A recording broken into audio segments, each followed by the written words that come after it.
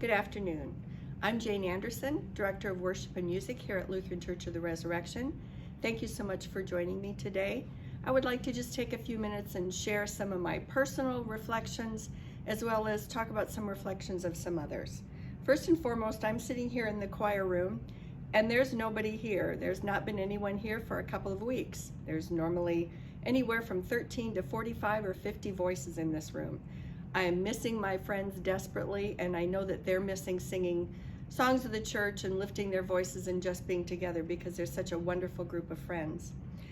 Secondly, I would like to thank all the essential workers.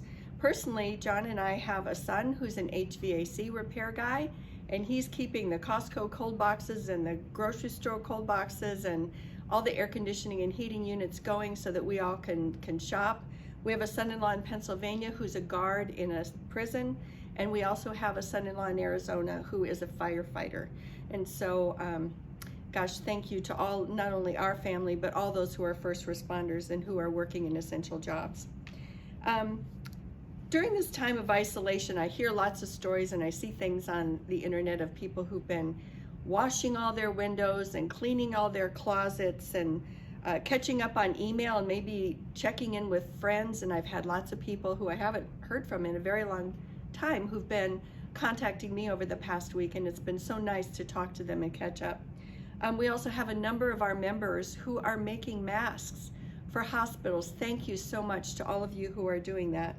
We personally had a block party last weekend. We live in a cul-de-sac, and a bunch of our neighbors got together and we all just kind of maintained our social distance, but it was so nice to actually talk in person to real people.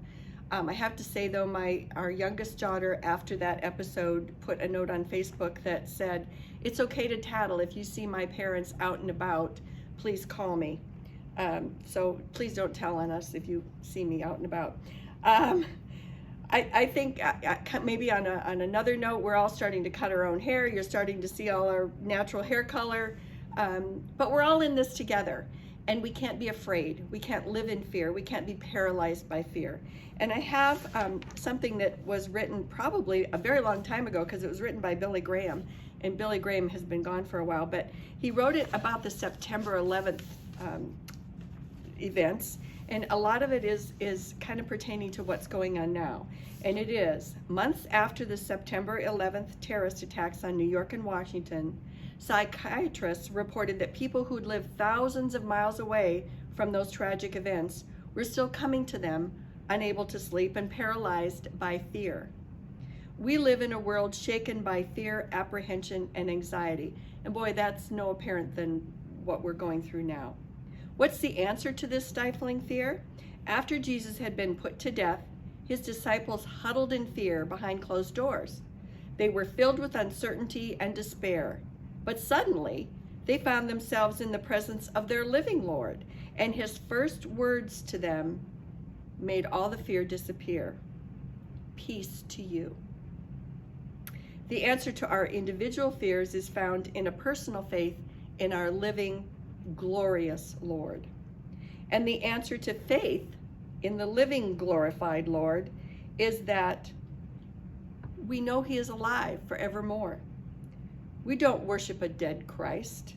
We worship a risen Christ who has broken the power of sin and death and hell and is alive forevermore. Why then should we fear?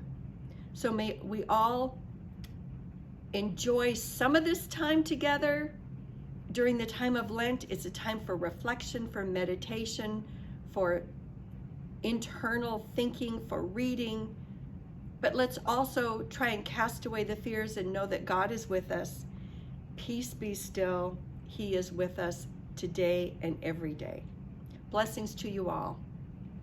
Thank you.